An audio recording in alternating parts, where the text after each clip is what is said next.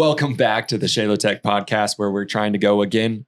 We made it a week where we did it. We didn't skip 5 weeks. No. Whew. No, it's almost double up, back to back. Welcome back to the podcast where we talk about products that we have coming out, a little bit of industry news when Tim has some decisions or thoughts on it. No. Well, you're going to today. Vacant. And kind of business, a little bit of mixture of everything. And we're jumping right back in today. So one thing I want to start talking about on our own products that will be coming out soon. We have more textured grips. Oh, yeah. Right off the bat. So those will be live on the website. I don't know, Dylan, when do you want to put them up? Maybe end of this week? Give me the go. Those will probably be live right about the time you're listening to this podcast, actually. I don't know how it happened. I don't know if the universe syncs up or but I had 2 emails over the past 3 days. Uh-huh. Hey, just checking in. When were you guys going to update your grip texture? Can you make something that looks like this? Out of the blue, like not ongoing conversations. And I'm sitting back going, you just wait. Well, yeah, but I've already said that. Like these you guys are checking back in, and I'm going, do I send him a picture, or are we all on complete lockdown? I had people email in, and because Matthew put out the photo that showed. Oh, he did. We had them, in the process. So I told people, hey, give us a couple to a few weeks. We'll have them live. So that can dive right into the next conversation of what we're going to do from here on out, of how we're going to launch product. How we're going to launch products, people. I have a habit in the past, good or bad, we don't know. We're just going to leave it at that. Where we got stuff, we made sure it was good, and then we put it out for pre-order, and it was ready to roll. Our goal now, as we release new product, especially in the name of all of our lead times that we already have on all of our products, we're not just going to keep doing that. The way we're going to release product is make sure we have some sitting on the shelf and it's good to go, at least for the first batch. And then if you don't get the first batch, you're back in the lead times. I'm sorry, I don't know what to tell you. Yeah. That's going to last all of 12 minutes. Yeah. Ching, done. So 6 to 8 weeks. We ran out grips with these batch of grips that we just did that are more textured. Those will be on the website. There will just be a few of them at the moment. For clarification, moving down the road, the full race builds will come with these grips from the factory. So the LC Wardens will come from the factory with the grips. Everyone else, full build wise, will come with the old grips. Not old grips. The standard grips. Not old grips. Yeah. Sorry. Standard grips that are, I personally like them. They're not bad. You'll be able to, we're not going to price gouge on grips. So you'll be able to buy a grippy set of grips. I think we're landing somewhere around $30. I think is what it's going to be for an extra set of grips. What he really means is DNA sampling sandpaper, cheese grater. No, it's grippier, which is why we're not putting them on all of the frames. No, because Matthew teased them, and then he immediately got messages saying, "Please don't, sir." That does not exist. I honestly think that half the time he goes up, creates an account just to justify the argument. I'm kidding, Matthew. No, because he wanted the grippier grips.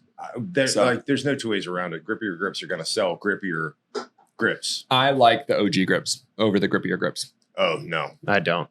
No. That's fine. I do. They're good. There's no major complaints. But, man, I'm telling you what, that new, it's just, I'll put money on it. It's going to be a 9-1. Cool. Whatever. Yeah. So anyways, those are coming out. That's a little bit of that side of things. Uh-huh. We got a bunch more in the works that we will leave be at the moment because we're not going to talk about them. We're not going to tease everything. We're not going to tease because we are operating differently at the moment moving forward. So we are hammering. We're getting more frame parts out, more slides out, everything. Yeah. We are trying to hammer as quick as we can, and that is not changing at all. No. So we appreciate the support. Keep going on that side. Now for some industry news. Guns have been made. Guns have been sold. Yeah. We continue to join in that effort to sell guns. You want to talk about the suppressor lead time situation? It's interesting because it's all speculation on my part. Yeah, I know. Okay. Makes it kind of fun. Yeah. So typically when you went out and bought a suppressor, NFA lead times by and large were the most part of a year. You go in, buy a can, do your paperwork, pay your money, and then paperwork would take sometimes up to a year to become approved by the ATF and get it back. Recently, within the past 3 weeks, some of those lead times have dropped to 2 days to 3 days. Like the turnaround time for getting your approvals back has just dropped drastically. And I, being a conspiracy theorist, think that I don't think it was a, wow, things got better magically overnight. I think it's an act to deplete the market of existing cans that are already in the pipeline. Because in order to make a suppressor, you have to fill up, as a manufacturer, you have to have approvals, Form 3s. Like you have to get approvals to make them before you can sell them and then transfer them to dealers. And I think it was an effort on the ATF's part to decimate the supply side of the suppressor market. Now I can keep my tinfoil hat. You guys can't have it. I'm gonna keep it, okay? Yeah, it's really interesting. It happened overnight. Yeah. And I also heard, don't know, but that they did not get rid of the backlog. Like, so a guy who's sitting at 190 days is still sitting at 190 days. It's the people that are just now pushing. Yeah, but the guy that bought it last Friday gets his on the next Thursday, but they didn't do anything with the entirety of the backlog. So like, why? How would that change? What's the demographic that they said, no, if you're, single, individual, non-trust, non-entity, no, apparently trusts are the ones pushing through the quickest. Well, that was the thing back in the day. You would get a trust so you could like kind of game the system. You have more than one person own that property, right, or have access to that property. And trusts were going through because of the way the background checks work. Like evidently, and then the ATF caught wind of it and figured out a way to slow that down. So now the trusts aren't moving as fast as personal, but this personal thing that's happening now where guys are getting it back in like 2 days, 3 days, 5 days, that's unprecedented. Like dude, I've been in the NFA stuff for 30 years and I've never seen times like that. There's also, it just shows you how crazy the regulations around the gun space in general is insane. Like, and how it can change overnight. No one really understands it, all that, because at the end of the day, no one understood why it took a year to do a suppressor. The claim was, the backlog of people that were ahead of you have to get done first. And then, nope, the background check is actually performed by the FBI. So we're waiting on that to come back. And I mean, we're in the freaking digital age, for crying out loud. Not only that, like how many firearm purchases background checks are performed daily? Oh, it's insane. On the spot. Yeah. And right with the same system, as I understand it, that they're using. Yeah, it's a NICS check. Yeah. For crying out loud. Like, I don't get it.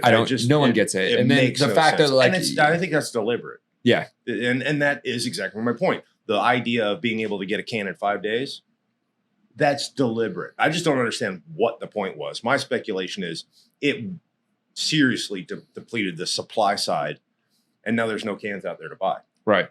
And the paperwork it takes to get filled out, to get them made, and then transferred back to dealers, maybe that's the slow roll. So like you're going to have this drought. And I think it's a financial thing. So like you're a suppressor manufacturer, okay? You're going to sell 500 cans a month out to your dealers. All of it gets wiped out. Right. And now they slow roll the paperwork to get new cans, new transfers to your dealers. So yeah, you had a great run. Like you for a month sold or two, everything for a month, and now you're out. And we know how cash flow is. Cash flow is king. That's exactly it. You don't have that cash flow for the next 2 months or 3 months because you have to catch back up. I love the tinfoil hat. Hey, call me wrong. Yeah, no, you're right. I mean, and then we've talked about this before. I don't think we've ever talked about this on camera, but even like owning gun shops, dealing with the ATF on a regular basis, like you have a question that just maybe is in the gray zone or something like that. You're not really sure. You call one ATF agent, ask them the question, call another one, ask the same question. They'll both give you a different answer. And half the time they're contradict. Yeah, they contradict each other. And you're like, cool. Yeah. I'm one step away from going to jail today. Yay. This doesn't necessarily, I'm not speaking specifically about any one person. Cause like every ATF person, agent, whatever that I've ever dealt with, were great people. Yeah. They're chill. Super chill. Awesome. They may have had, I may have differed in opinion on a subject matter. Yeah. But they were still good guys. They would listen. They would talk to me. One of the girls that did my last FFL review, probably one of the coolest people I've ever met. But I honestly think there's a small cadre of freaking lizard people that just enjoy shooting dogs. Like, I do not know how that exists in the same world where you're like, Officer Jones came out and said, do XYZ. Now you need to clean this up. Check that. And I don't know. It's just weird how that wide, but I think that's everywhere you go. You know, hell, government alone. You got hardworking people, and then you got bureaucrats. Yeah. Scum at the top. It all floats to the top. Yeah, always. That's everywhere, though. Well, you're promoted for what? Your ability to float. Yeah. I don't get it. You work hard. Another day. What is it? What's this song? Another day older and deeper in debt. What song is that? 18 tons. And what do you get? Another day older and deeper in debt. Man, I am freaking old. You serious? You are old. You've never heard this song. No. Have you? Nope. Have you, Chad? Maybe. Okay. All right. Got another headline for you. Starting a shotgun today. Yeah. I got another headline for you. There. This will all hit home for all of us in this room. Florida transplants fleeing in droves over relentless heat and damaging hurricanes.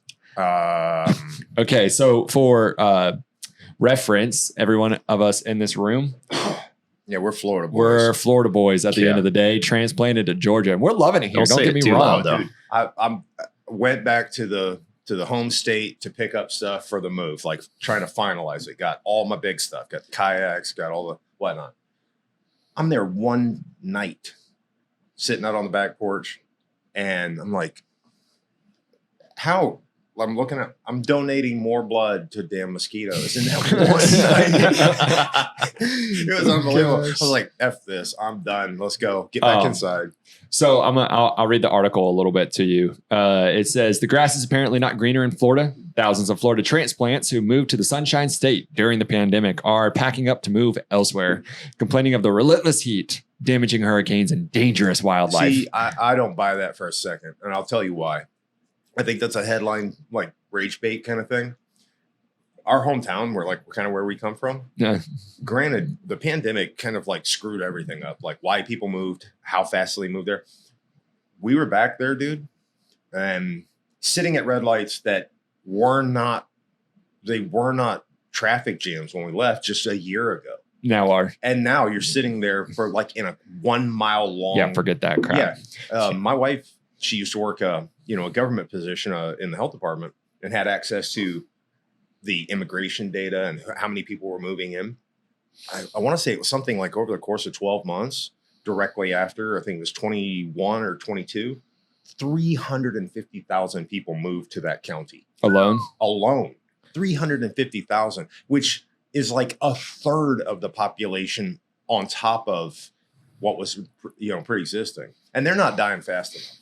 Marion County's like it's literally a mobile graveyard where it's nothing but golf carts with dead people in them. Yeah. For people that don't know, Marion County is right on the border of the Villages, which everyone in the country knows about the Villages. And if you don't, you're behind the times. Yeah, look up pineapples and I mean, there's a great, very sad documentary on Hulu about the Villages. What was it? Was it koozies or something that you would put on your golf cart to determine what type of weird thing you were into? I don't know. They're into it. I don't kink shame, but anyways, that's it. Loofahs. Anyways, people are now moving out in droves. One of them was New Yorker Lewis. I can't say his last name, so I'm sorry, Lewis. Like every good New Yorker, this is where you want to go, the physician said, while he's driving to his new home in Charlotte.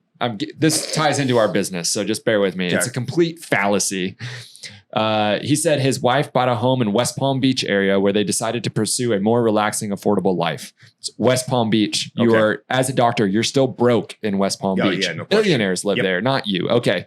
He landed a job as an emergency care doctor. His wife became a teacher, but they soon realized they made a mistake.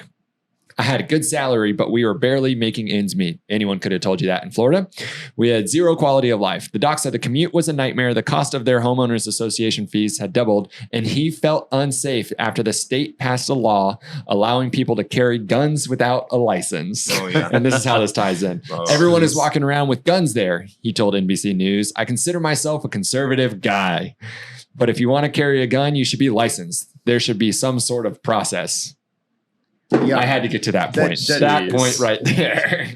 That's the logic fallacy that I just don't understand. It's like, okay, on one hand, I do want armed people to be capable of using it responsibly. There's no two ways around it. But like the concept of like, if there's a piece of paper that needs to be had in order for you to have a gun, all of a sudden we all live in a utopia.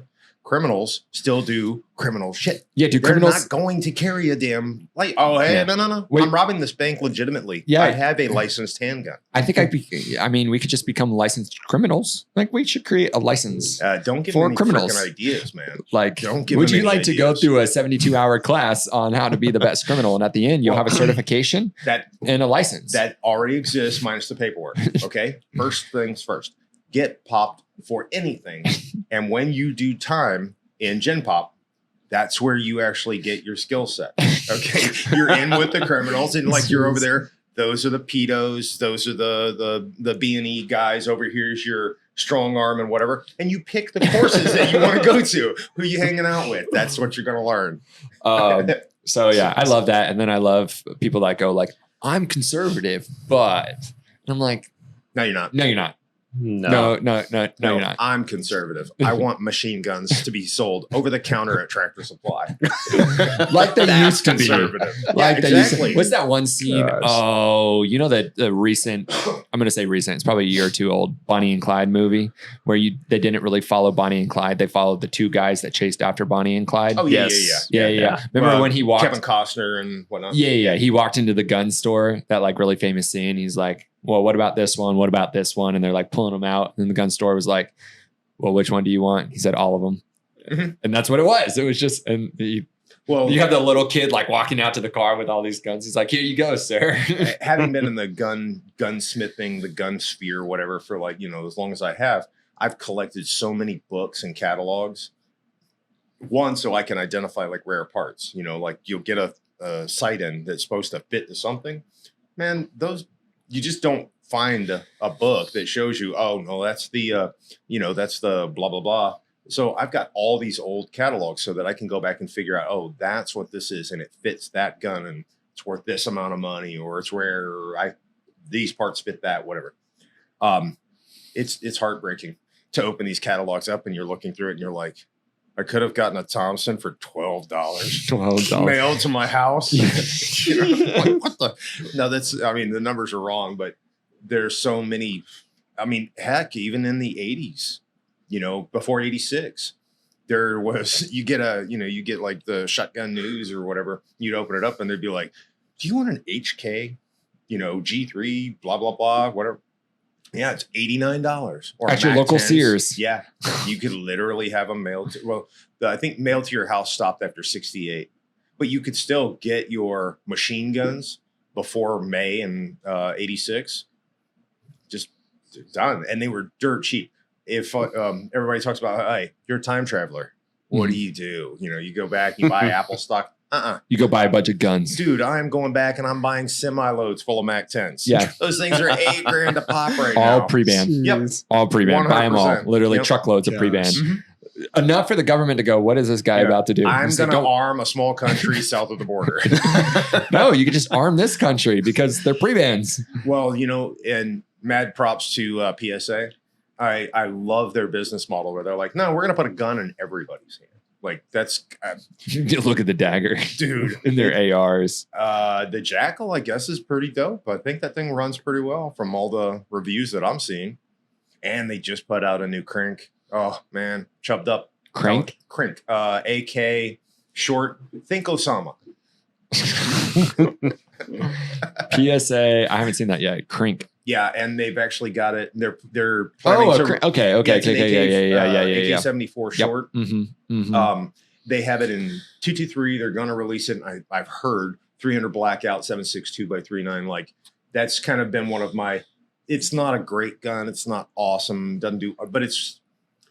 And it's out of stock. Oh, it's always out of stock. There's no two ways. But I want one. And it's interesting, too. You grew up in a different era than I did, right? Oh, this was that shot of 23. So the gun that it's been out for a year. Like if there was like, hey, you can have one gun, what would it be from your childhood? Yeah. It would be entirely different than the one he had because he he saw Bad Boys 2 and now he wants that nickel-plated Smith 39. You saw Bad Boys 1, so you want the blah, blah, blah. Me, I'm a Detonics guy because I watched Miami Vice. Don Johnson way back in the day. And Mac 10s, Smith revolvers. You know what sucks? I have most Ferrari of them. Testarossas. Yeah. I hate technology so much. I'm telling you what, this ruined my night. Last week, wife and I went back and we watched the pilot for Miami Vice. Okay. You're searching through all the Twitter sphere trying to find is it Disney Plus? Is it MGM? Is it whatever? And I'm watching. I see the entirety of every episode on whatever, Paramount, right? Or Amazon Prime. So I'm like, babe, we should watch this like one a week or a couple a week, just relive it, because we were kids when that popped off. Right. So we watched the pilot. And I'm like, this is awesome. Oh, yeah. The nostalgia is flooding back, The next night we go back to watch another one. $4.99 an episode. Ha! It was free the night before. Wow. And I refuse to believe that I just happened to time that right. It was No, almost they like got they you. were like, first one's free. They always told you they would give you drugs. Like, careful, kids. Yeah, I was going to say. $4.99 an episode. An episode. Or you could buy the whole thing for like, $70 or something. And but I was like, you dirty, rotten scoundrels. Somebody else has it. They have to. I looked. Any streaming network. It doesn't matter. Bro, you can probably go to Goodwill and get the DVD packages. Remastered to Blu-ray. That would be awesome. Okay, now I'm on a new mission. Yeah. I'll get it on eBay.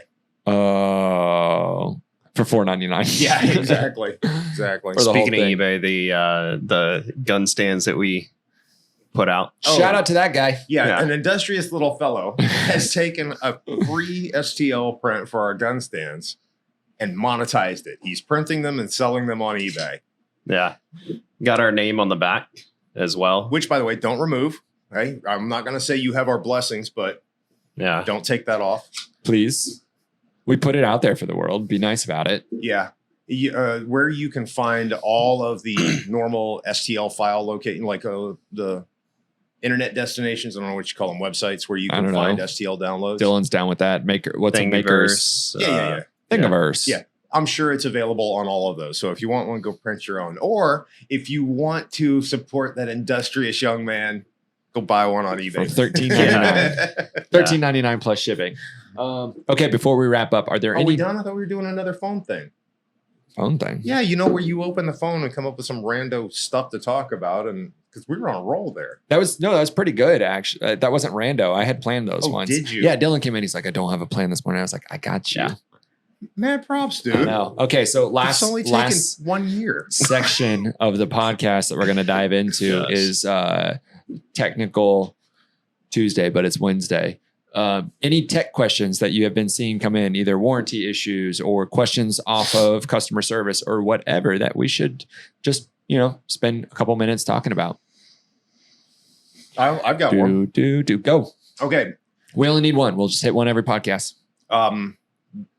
Over the course of the past year, obviously we fielded a ton of warranty questions in regards to slide fitment, FCU sizes, trigger guards, that sort of thing. Everything revolves around the plus or minus tolerances of an FCU. Oh, okay. Let's awesome. So, do you want to talk about what tolerances mean real quick? Okay. I can do it. You design a part. Yep. That part's a square. Okay. And you call for a measurement on that square cube, 1 inch by 1 inch by 1 inch. Nothing is ever 1 inch by 1 inch by 1 inch. Like it's always got a plus or minus, and that's called by the manufacturer for what you can be up to 1 thou over or 1 thou under. Or 5 thou or whatever that number less is. than 1 thou. It Yep. could be anything. That's a tolerance. That's you a can work tolerance. inside this envelope. Yep. So because in production, and it's hard to make things exactly every time and be able to sell it for a profit. Yeah. That's the kicker. You can make anything you want. It's a matter of how long it takes, how much it costs to make it, that sort of thing. So right. FCUs are not immune to that number. So like a plus or minus 5 thou, 3 thou, whatever the number is. We try to hold all of our products to a much tighter tolerance, and there is potential for an interference fit. Slides tight on an FCU. The weird thing is is you could send your slide back in, and every FCU we have in the house, it's hot dog down a hallway. And we know this. We know the slide didn't change. Gosh. But the FCUs are plus or minus so many tolerances. It can change. It can. And in regards to that, we don't want to open our tolerances up to fit some random number that we don't know what the top end is. Because then we will be blamed for being sloppy in our products, which we don't want either. Yeah. So recognize that we appreciate when a customer has that issue, we want to solve it for them. And we will. And we will. That's what we mean by lifetime warranty, but there are service, times whatever. where some things are beyond our control. Yeah. You know, where an FCU's width, where that trigger bar touches the inside of the flex frame, we want to know when that's happening. Yeah. It's happened once or twice, in the history of what we do here. But if it's a problem, we're going to solve it. We're going to do what we can to work with you and try to customize that thing to make it work with your stuff. Yeah. Which is also the exact reason on our website, we can't say like, yes, all this stuff works with these companies' barrels or whatever, because it's same thing like SIG, same thing would be anywhere else. Everyone works inside their envelopes, and that's what tolerance stacking is. That you've seen people call out on Reddit or whatever. We can control everything of our own in-house stuff. Yeah, I think that's a challenge. And that's a challenge, but that's as far as we can go. There's stuff that we can't control. So if you are having tolerance issues, it could have been a QC thing that got missed. Odds are really good it's not a QC thing. Odds are really good it's just a tolerance issue. Just hit up support. We'll get it taken care of. Yep. We can usually custom fit everything to make it work for you moving forward. And that's what our warranty is about. And I know that's not a warranty issue, but call it warranty service. Like, we take care of those things, and we're going to continue to grow. We don't want to exclude you as a customer because of a thing that was beyond your control. Right. Like, we're going to work unless with you. You try to fit stupid with stupid. Yeah. Like the one customer. Yeah. If you try to jam, big thing into little thing. We cannot help you there. Sorry, dude. Yeah. Sorry. English. Learn it. Yeah. Anyways, with that, we're going to get back to work. So it's been fun. I don't want to now. Yeah, you got to get back to. You just walked in right before this podcast, I was so here it is till time. 9 or 8 something. I can see the alarm. I'm not It's lying. 7:51. Yeah, you left at 7:49. Did I? Yeah, I don't know. Matthew set the alarm last night, so I had to set the alarm too. Okay, so Matthew almost then here came when I You back, set the alarm out. Matthew came back in and then reset sometime it again. around 8. Oh, Yeah. Dylan can now see you too. Yeah. I could track everybody. awesome. All right, I know what you did last night. I don't know if Travis saw it, but Yeah. Hey, yeah. You want that tape erased? I'll remove that notification off of Travis's phone. Well, I was trying to leave something. You were hostile. You're like, nothing was for me to do in the morning. I'm like, okay, check that. I'm going to leave one. There you go. I'm out of 750C, bud. You know what I didn't like though? What, this morning? Yeah, I walked in. You got back-to-back boo-boos. No, there were some L blanks sitting on the cart, and I was like, that's confusing. Oh, 100%. Yeah. I want to chuck shit into the wall when I see that. Yeah, I'm going to rain down. Don't. I already did. No, I actually didn't. I just said, hey, Matthew, what's up with this? He's like, well, I just need them there to step through. And I'm like, have you thought about maybe putting them, or I don't know, somewhere else? a label? Yeah. Yeah. We need, I'm trying so hard. One of those little shopping baskets that you get at like Walmart or whatever. No, keep your stuff in here. Walk it around with you. Put it wherever you want. Nobody touches your junk. That's we have a shopping cart, or do we already get rid of it? No, we have a shopping cart. Oh, we should just give it. Matthew should have a rolling cart. Listen, you do that, I need another. I need a replacement. Well, the number of rolling carts in this shop has grown exponentially over the past 12 months. And they've all become his carts too. And well, the weird thing is like we could take the freaking wheels off of every one of them because none of them move from where they sit right now. And they all continue to get junk on them. That's not true. Nuts. I emptied mine yesterday. I actually noticed that yesterday. At the barrels? 100% I turned around and was like, that's not something you see all the time. There's nothing on this. That's all beautiful. the work has been completed in the NL. That's beautiful. No, there's more work to go in and sitting at the TL. Is there? So there's roughing? Yeah. And on that note, it's been fun. We'll see you guys next time. Deuces.